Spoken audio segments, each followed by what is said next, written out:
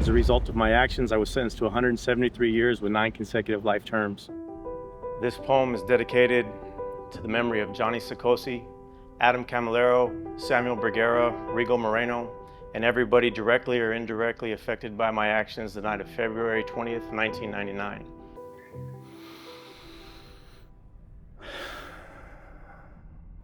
Johnny Sikosi, you were only 15. At that age where everything seemed shiny and bright, the endless possibility and potential for your future clearly in sight. Who would have thought February 20th would be your last night? How something so trivial, merely a verbal altercation, could escalate into murder. We like to say that everything happens for a reason, that it's all part of God's plan. There's no reason for this. You died by my hands. I'm the reason for all this pain. I'm the reason hundreds of lives will never ever be the same. Everybody lost that night. There wasn't any gain.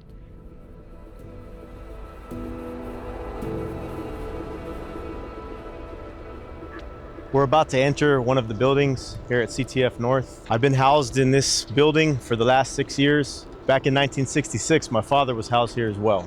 For the 26 years I've been incarcerated, I've only been here for 8. The rest of my time was usually in level 4 prison.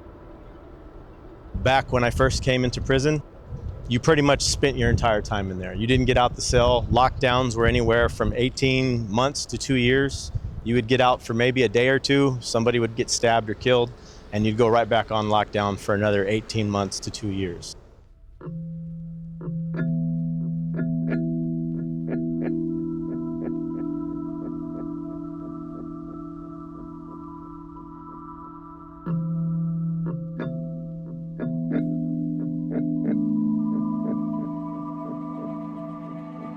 So as you can see, this is my cell. Toilet, sink, my bunk, my cellie's bunk. So I think this is about 75 feet square, and you have to share this with another man. These are my lockers, my books, college stuff, extra clothing, television, fan. So like if you want to get down, you'll let your cellie know, hey, I'm gonna get on the floor. And if you have a courteous cellmate, he'll get on his bunk so you can have this area. And when you use the bathroom, he's right here. So if you're using the bathroom, he's 3 feet away from you at any given time.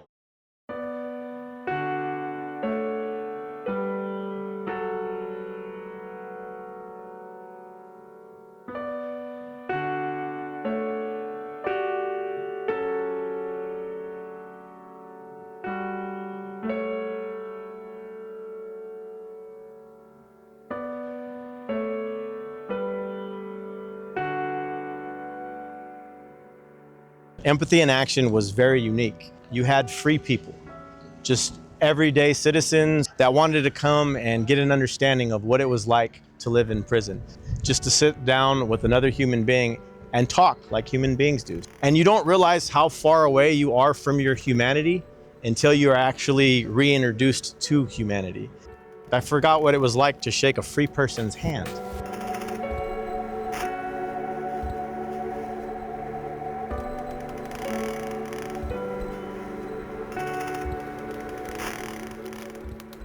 So when you hear us talking about programmers, that's an inmate who has taken back control of his life. That's an inmate who has decided to do what's best for him and best for his community. And we'll talk about things that were deeply impactful in our lives.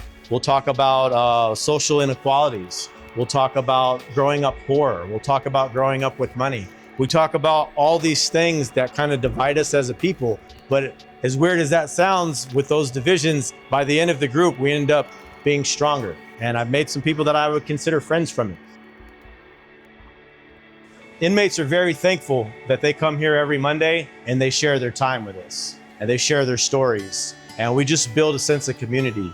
And to have that sense of community, the likelihood of us reoffending and hurting somebody when we understand them as an individual, I believe is a lot less. And Empathy in Action does that. A lot of us are going to be fortunate enough to re-enter society one day. And I think it's very important that we do so as the best versions of ourselves. And the best way for us to do that is to interact with society, is to interact with humanity, and to understand that my worst action doesn't define who I am as a person.